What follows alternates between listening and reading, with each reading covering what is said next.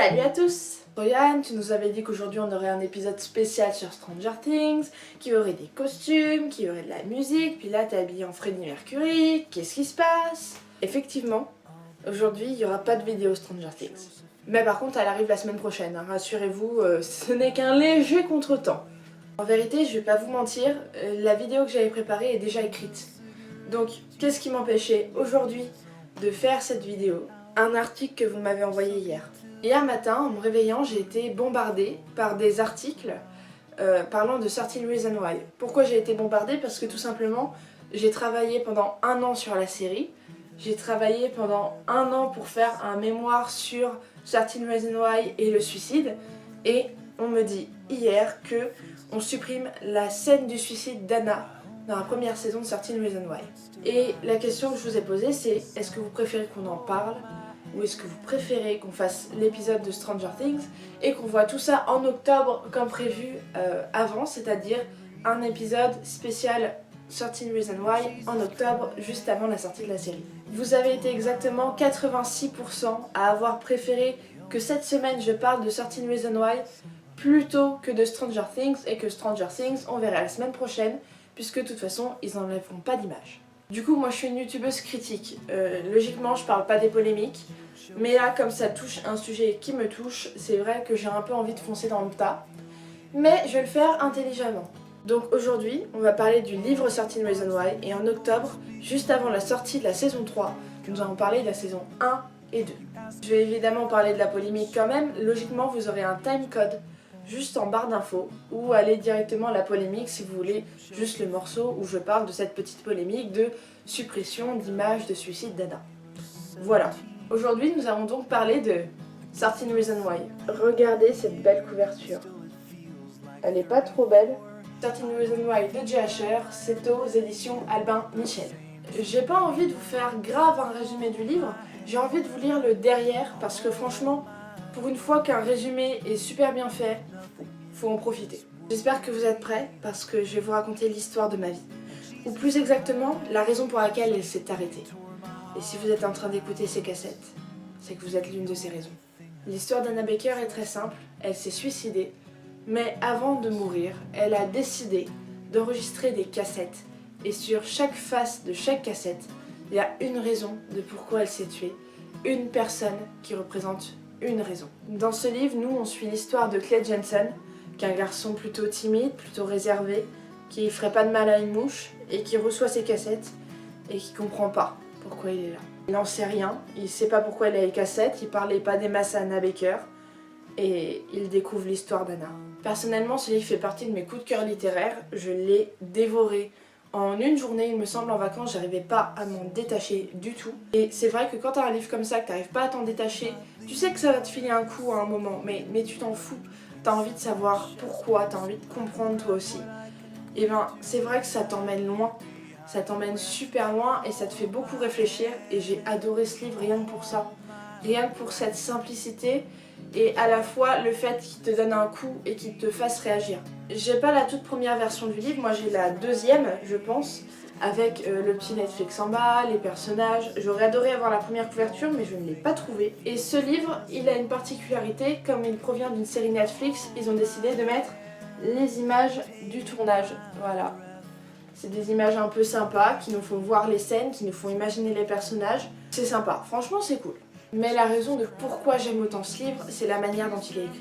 Il est écrit très simplement et correspond parfaitement aux adolescents. Et moi, ce que j'apprécie, c'est que on a vraiment la cassette d'Anna dans le livre. C'est-à-dire que vous avez un moment où c'est écrit différemment, c'est écrit en gras et en italique. Et ça, ce sont les paroles d'Anna, ce sont les paroles qu'il entend dans le casque, ce sont les paroles que Clay entend. Et ce qui est écrit sans le gras, sans l'italique, c'est ce que Clay pense. C'est tout ce qu'il pense quand il écoute les cassettes. Et c'est vrai que c'est un format inhabituel, mais qui est super intelligent et qui est super entraînant. Comme dans la série, les chapitres sont divisés du coup en cassettes, c'est-à-dire qu'il y a cassette numéro 1 face A, cassette numéro 1 face 2, et ça continue comme ça, il me semble qu'il y en a 7 si je ne me trompe pas. Et à l'intérieur, il y a des petits symboles, ça j'ai toujours adoré, comme dans les vieux lecteurs cassettes, c'est-à-dire que t'as le pause, t'as le lecture, t'as le avance rapide, t'as le retour en arrière, et je trouve ça génial franchement de l'avoir inséré dans un livre, parce qu'on comprend très facilement que c'est une cassette, et on est vraiment plongé dans l'ambiance, et j'adore. Franchement, celui-là, si vous ne l'achetez pas, vous allez le regretter toute votre vie. Alors oui, le sujet est un peu sensible, et certains vont dire que le livre, comme la série, banalise le suicide, encourage les jeunes au suicide, etc. Je vais pas réagir à ça aujourd'hui, j'y réagirai en octobre quand je vous parlerai de la série, parce que c'est vrai que le livre, on n'en a pas trop entendu parler, mais alors la série, elle a pris cher. Avec finesse, Jay Asher y décrit la banalité de la violence et de l'indifférence, la somme de toutes les petites blessures, en apparence sans gravité, qui peuvent conduire à l'irrémédiable. C'est exactement la description que j'aurais faite de ce livre, c'est-à-dire que c'est destiné aux adolescents, mais tu auras une escalade de violence, petit à petit. Tu penses que ça peut pas être pire, ça va être pire. À chaque fois, ça va être pire. Et c'est vrai que c'est intéressant d'avoir cette petite escalade. C'est intéressant de comprendre comment Anna en est arrivée à se suicider. Et c'est vrai que personnellement, moi ce livre, je l'ai dévoré. Et cette escalade de violence, je ne m'y suis pas accrochée. Mais à chaque fois que je lisais, je me disais, il n'y aura pas pire. C'est impossible qu'il y ait pire. Et on me surprend en faisant pire. Donc c'est vrai que ce livre peut choquer, tout comme la série. Mais personnellement, je pense que c'est un indispensable dans une bibliothèque d'adolescents. Maintenant, je vais évoquer les grosses différences du livre avec la série et vous allez voir qu'il y en a quand même pas mal.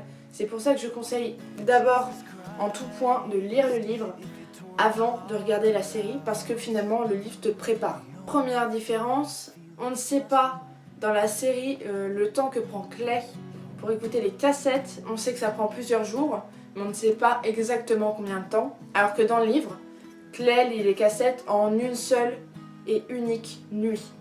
Il n'y a pas d'autre moment où il va écouter les cassettes, il va les écouter en une nuit d'un coup. Il n'aura pas le temps de voir les autres personnes sur la cassette, etc. comme dans la série, il va l'avaler en une nuit. Dans la saison 2, on sait qu'il y a un tribunal, etc. Mais je dois vous avouer que le livre se termine tout simplement sur Clay qui envoie les cassettes et on ne sait rien du tout de l'avenir des autres personnages. On ne sait pas s'il y aura un tribunal ni rien, on ne sait pas si les Baker vont porter plainte. On n'en sait rien du tout. Et franchement, ça manque un peu ça par contre. J'aimerais bien un tome 2 pour avoir la suite en livre. Mais c'est vraiment ce qui manque. Une fin. Un truc qui clôt le truc et qu'on me dit ça y est, voilà ce qui va se passer, c'est fini. Clay dans le livre, il nous permet d'atteindre Anna. Mais en vérité, ils n'ont jamais été vraiment très proches dans le livre. Contrairement à la série qui les fait passer vraiment pour des gens complices, etc. Dans le livre, c'est pas vraiment le cas. Ils se connaissent pas des masses et voilà. C'est aussi pour ça dans le livre que Clay ne comprend pas pourquoi il est sur les cassettes. Il ne comprend pas pourquoi il est là. Et je me souviens très bien d'une phrase qu'Anna dit dans le livre qui lui dit Clay mon chéri, ton nom n'a rien à faire sur cette liste. Et effectivement dans la série j'aurais aimé qu'elle dise aussi écoute, te reproche rien parce que t'as rien à te reprocher. Et c'est vrai, dans la série, il a rien à se reprocher. Tout le monde lui dit qu'il a quelque chose à se reprocher. Moi, je trouve qu'il a rien à se reprocher. Il a très bien agi. Et voilà. Mais c'est vrai que dans ce livre, on fait pas culpabiliser Clay quand il écoute les cassettes. Alors que dans la série, ils vont le faire culpabiliser. Je vais finir par le suicide d'Anna. Puisque de toute façon, vous savez qu'elle se suicide puisque c'est l'histoire du livre. Et c'est l'histoire de la série. Il faut savoir que dans le livre, sa mort n'est pas la même que dans la série, c'est-à-dire que dans le livre, elle avale juste des cachets et que dans la série, elle se tranche les veines. Donc forcément, ça choque moins d'avoir dans le livre quelqu'un qui prend des cachets que d'avoir visuellement quelqu'un qui se taillade les veines. Mais c'est pour ça que je vais vous parler de cette scène qui a été retirée dans la série, parce que pour moi, elle a quand même son importance, même si elle diffère du livre. Visuellement parlant, le choix qu'a fait le réalisateur, la production, etc., que Anna se tranche les veines, était une bonne idée dans le sens où si on l'avait vu prendre des cachets, l'image nous aurait sûrement moins marqué que si on la voyait se trancher les veines. Donc ils ont pris l'option tranchage de veines. Et on la voit pendant plus de 3 minutes en train de se trancher les veines dans sa baignoire pleine d'eau et attendre entre guillemets que la mort vienne l'accueillir et que ses parents la retrouvent totalement morte dans sa baignoire. Pourquoi je suis en colère? Tout simplement parce que je trouve ça déjà, irrespectueux pour l'actrice, qui a quand même mis tout son cœur dans cette scène, qui était vachement compliquée, même psychologiquement, mais elle était là, elle était présente et elle a tout donné, et on lui supprime la scène des années plus tard, c'est dégueulasse. 13 Reasons Why, c'est censé montrer, entre guillemets, ce qui s'est passé pour Anna, le harcèlement qu'elle a vécu, et pourquoi elle en est venue à là. Mais si on supprime la fin, si on supprime pourquoi elle en est arrivée là, elle tourne autour de quoi la série si c'est plus du suicide? Parce qu'en fait c'est le thème principal, c'est faire attention que les jeunes ne fassent pas comme Anna, qu'ils comprennent qu'ils ne sont pas tout seuls, ça délie la parole, c'était le but de la série, c'était de délier la parole. Et là on retire la scène du suicide d'Anna qui est très marquante. Ça n'a pas de sens puisque toute la série tourne autour du suicide d'Anna. Et couper cette scène qui psychologiquement est ok, très compliquée, mais en soi nécessaire. Là, si j'ai bien compris la scène, comment elle a été coupée, on voit Anna dans le miroir et après on voit ses parents qui la retrouvent. Donc, on comprend ce qui s'est passé, mais on n'a pas ce côté « ça a été dur pour elle ». Ça a été dur de faire ça. Non, non, non, ça on ne l'a plus. Et pourtant, je trouve ça important de montrer que la personne, avant de le faire, même si elle était décidée, bah, elle se sentait juste mal en fait. Et on supprime cette partie-là, je trouve ça un peu dégueulasse. Ce que je comprends pas aussi, c'est pourquoi elle a supprimé maintenant, alors que la série est sortie il y a quelques années. Pourquoi avoir cédé? Déjà rien que là, je ne comprends pas pourquoi avoir cédé. Mais franchement, j'ai pas les mots. En fait, on retire tout simplement le sens de la série, c'est-à-dire que ça parle du suicide, mais on laisse tomber l'image du suicide. On laisse tomber à quel point ça a été dur pour elle de faire ça. On laisse tomber le fait qu'elle souffrait. On laisse tout tomber. C'était facile. Moi, je trouve que là, les gens se plaignaient que, entre guillemets, Anna ait choisi la solution de facilité et que ça incitait les gens à se suicider. Mais là, je suis désolée, en faisant ça, je trouve ça encore plus facile. Non, puis elle était pas mal. Bon, elle a pris sa décision. Hein. Voilà, moi c'est ça que je vois maintenant. Ce qui m'énerve aussi, c'est qu'ils aient plié face à une polémique qui dure depuis maintenant plusieurs années. Mais en même temps, si cette polémique a été créée, c'est bien qu'il y a un problème aussi. C'est bien qu'on n'en parle pas assez et que le fait que la série ait sorti ça, bah il y a eu des débats, on en a parlé. Personnellement, pendant 1 an, j'ai travaillé dessus. Mon thème de mémoire, c'était le suicide dans 13 Reasons Why, avec seulement Anna. Hein, c'était mon centre. Anna, c'était vraiment le centre de mon mémoire. Sa scène de suicide, c'était le centre de mon mémoire. Et l'excuse que j'entends le plus souvent pour les contre 13 Reasons Why, et que j'ai vu passer, c'est oui, mais c'est à cause d'eux que le taux de suicide a augmenté. Donc t'as des preuves qu'une série peut être tellement influente qu'elle entraîne une vague de suicides chez les jeunes. Bah oui, bien sûr, j'attends des preuves scientifiques du fait que c'est la série qui est en cause, du fait que c'est la faute de la série, du fait que c'est la faute de ce suicide qui a été retiré. Parce qu'il me semble que c'est pas... il n'y a pas moyen de le prouver en fait. Non, non. Parce que cette excuse, je l'ai encore eue hier. Hein. Il y a une fille qui m'a laissé comme message sur Twitter parce que je défendais la série. Cadeau en me mettant le lien d'un article qui disait qu'en gros c'était la faute de la série. Mais il n'y a aucune preuve scientifique qui peut prouver que c'est la faute de la série. Ça peut être aussi le fait que le harcèlement scolaire est très présent. Par exemple, je sais pas, ça peut être quelque chose comme ça. Ça peut être un environnement extérieur. Pourquoi accuser une fiction? Pourquoi? Est-ce que les gens sont aussi influençables que ça?